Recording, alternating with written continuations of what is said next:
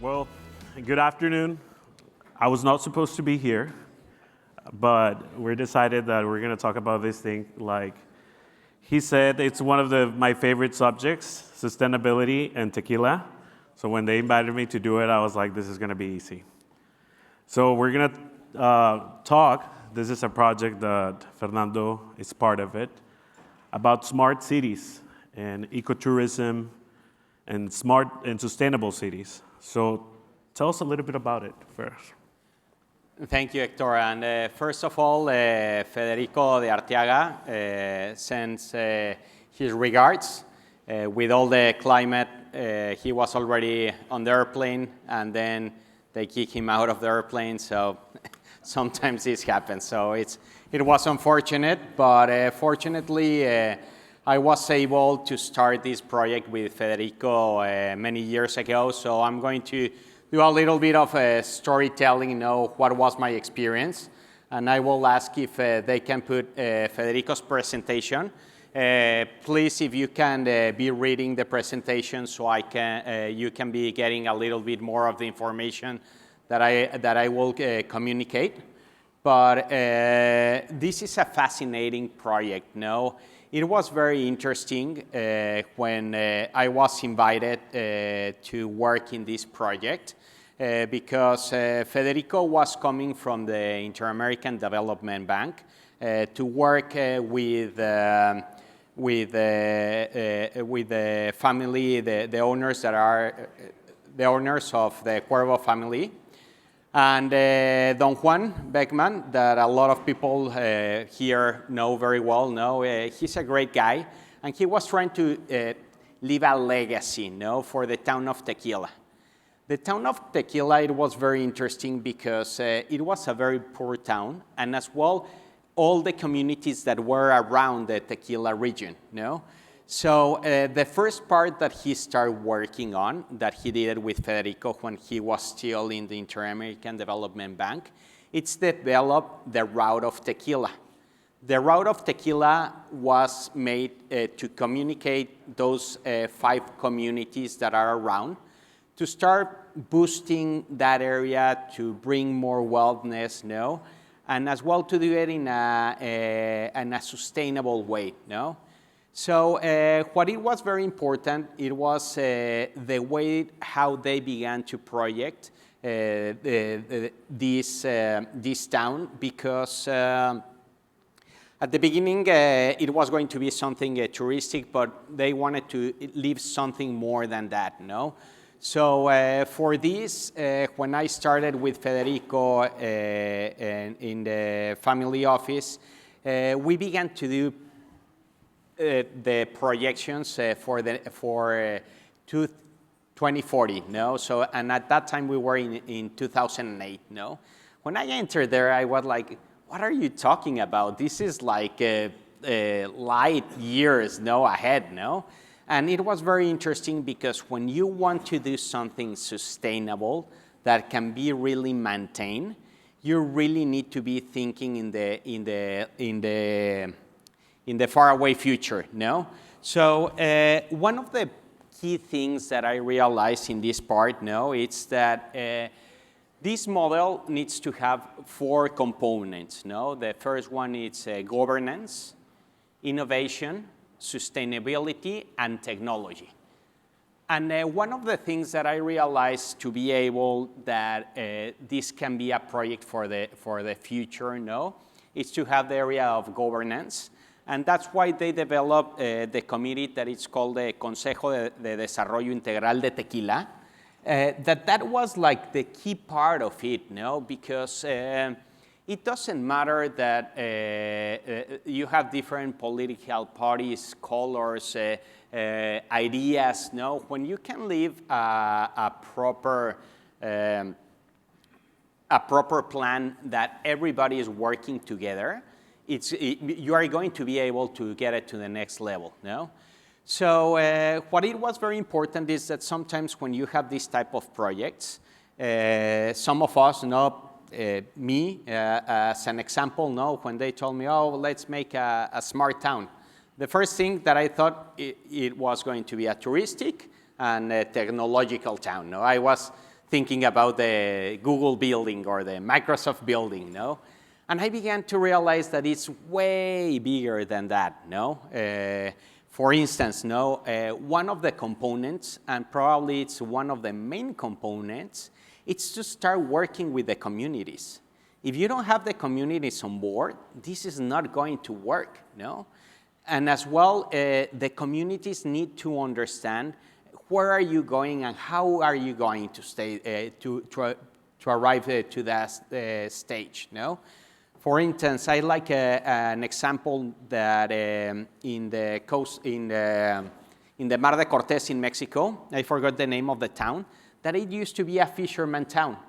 And that fisherman town, that it was very polluted by the boats, nowadays is where you see the biggest school fishes in the world, no?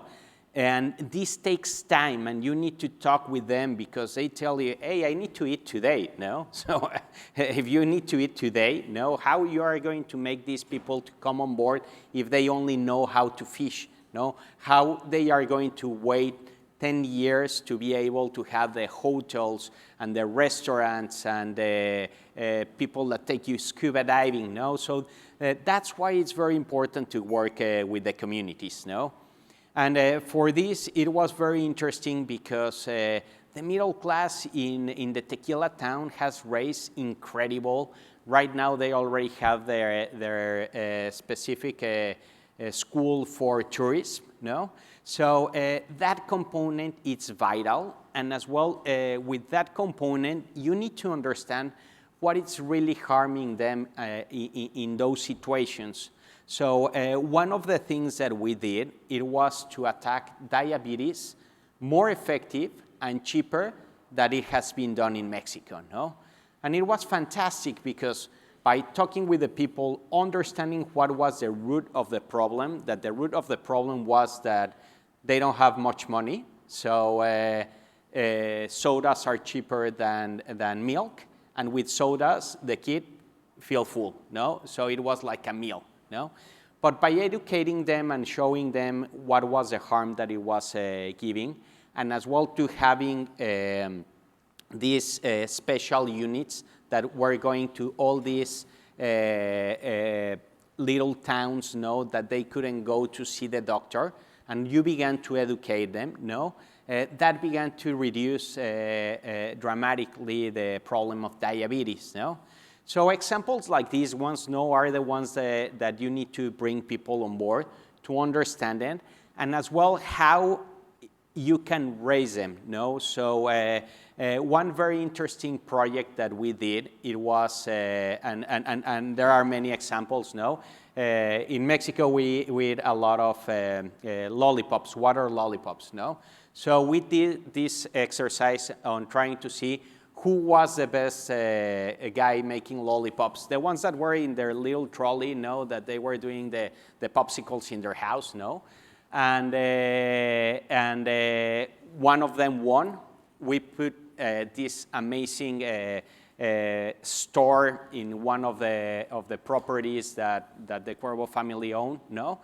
But this needs to be sustainable, no? And that's a part of the key, no? And one of the things that Federico always told me, it was that we cannot be always funding and funding and funding and funding and funding, no? Because there's times that there's not enough money, or the owners get tired and they don't want to put more money. So how can we do this sustainable? How can the money come back, no? So we put this amazing facility. This guy from low class became middle class, but he needed to pay a rent. And that rent was paying back all the infrastructure that we put there, that he would have never been able to have that much money to put it, no? And he is the owner, no? And then with the profits of the rent, no? That money is going to other projects. And like that, you can do like a circular project, no, that is going to be helping all these projects, no? The other part that as well, it was very important, it was the area of the renewable energies, no? How to have a cleaner town. So over there, they have incredible sun during the whole year, I think 95% of the year they have sun. So it was doing these projects, with other institutions like the United Nations, So it was always trying to work with someone else that everybody was coming on board. And with the United Nations, we work in two very interesting projects. One of them, it was the part of creating this energy with solar panels. But as well, the tequila, when you make the tequila, it creates this trash that is called the basago. The basago, it contaminates a lot. And we were trying to analyze and to do something with that, And we realized that it's very good for combustion, So we began to develop the different technologies with other institutions, And now 70% of the energy that they are using, it comes from the waste of the tequila. So it's very interesting when you begin to see all these different cycles, and how to be working on them, putting the different components, And of course, what's the component that everybody of us think about, Tourists. Let's jump in the train, let's have our nice tequila, and let's have fun, And with this component as well, it comes many things, Because you are integrating society, you are creating more jobs, but as well, you're preserving culture, So part of taking them over there, it's showing them the culture of the region. So at lunchtime, we put the traditional dances, the music, the mariachi, everything that is around that area, And that way is how you can start seeing the results on how these magnificent towns, can be really sustainable, and how can you replicate these projects in other places.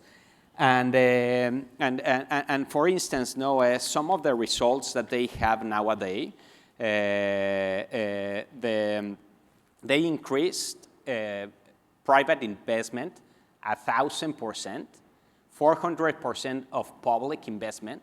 Once both of them believe, they began to realize, and everybody's began to put more money and more money. 226% increment in tourism. The first time that I went to Tequila, it was a dusty, horrible town. It was not appealing for the tourism.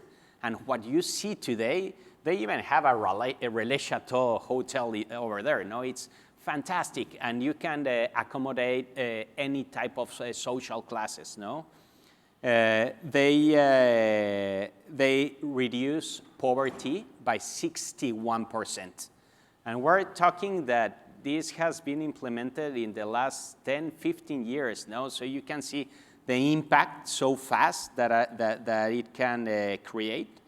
And the population increased 10%, During a lot of the chats that we have been having today, and during these days, they have been saying, sometimes the kids, they want to go somewhere else because there are no opportunities, Well, with this type of projects, you are creating the opportunity. They don't need to move from there anymore, So I think it's fantastic to really understand this part.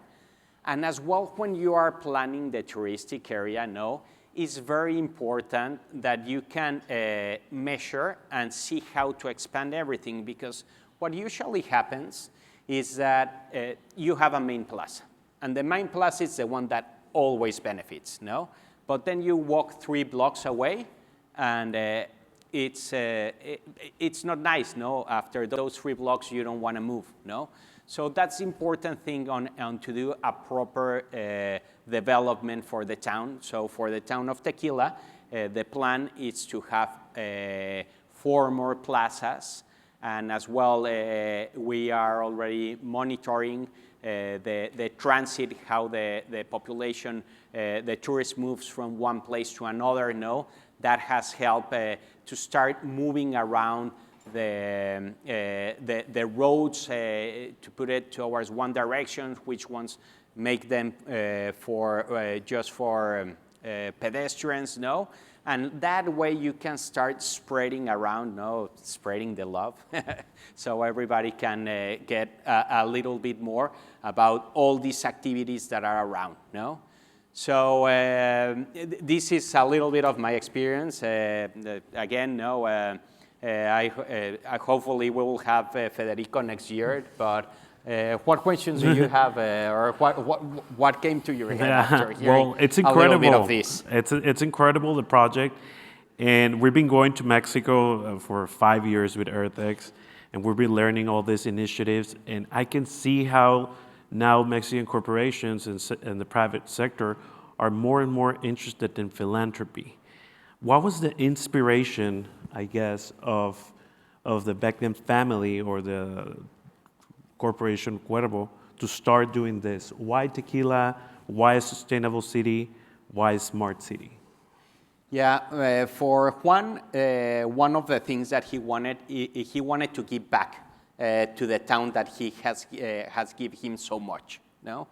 And it was very interesting because the part of this project, no, when it started with the Interamerican Development Bank, that he put half of the money of that, it was a few $1 million project, no? The only thing that he said, it was, don't put my name.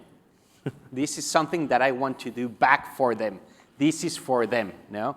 So I think that it's incredible. We find a lot of philanthropy, as you said, in Mexico. Sometimes we don't see the last names behind, but he wanted to give back to these guys all the fun and the richness that it created to him, no?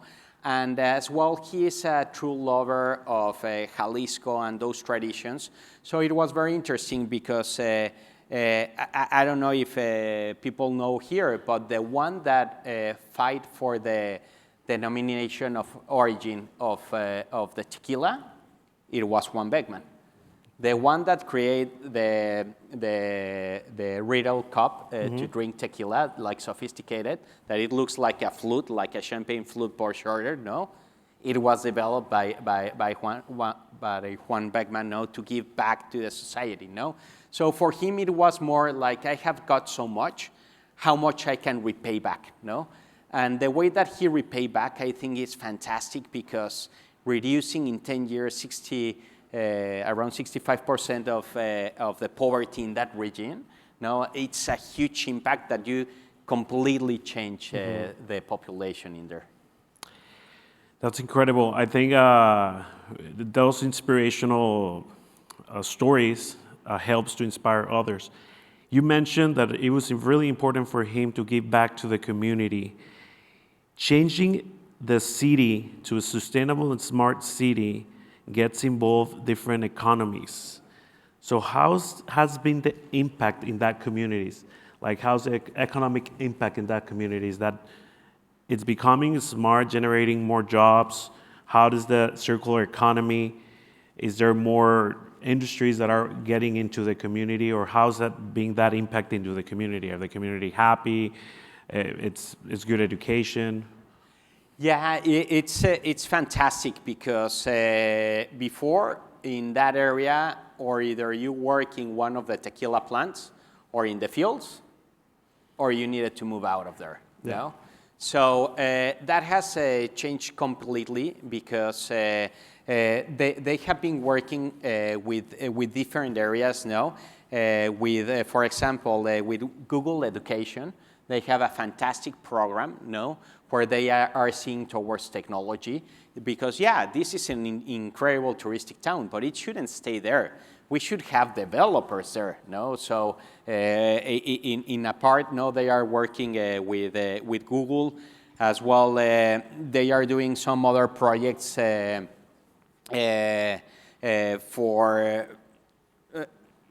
I was trying to think something outside of the touristic industry, but right now everything is just coming back. But as well, they are working a lot with the projects on how to have a better sustainable way to grow plants and vegetables and everything, no? But as well, they are helping and pushing the parts of sports. So there's an institution that is called FOBAL that it's incentivizing kids to play sports, no? And I think that part is very interesting because when you have an area that kids can play sports, no, you build better communities, no. And there was a very interesting study, no, that that cities should build more parks because if you have parks, kids have where to play, and if not, they will be doing something that they shouldn't be doing, no.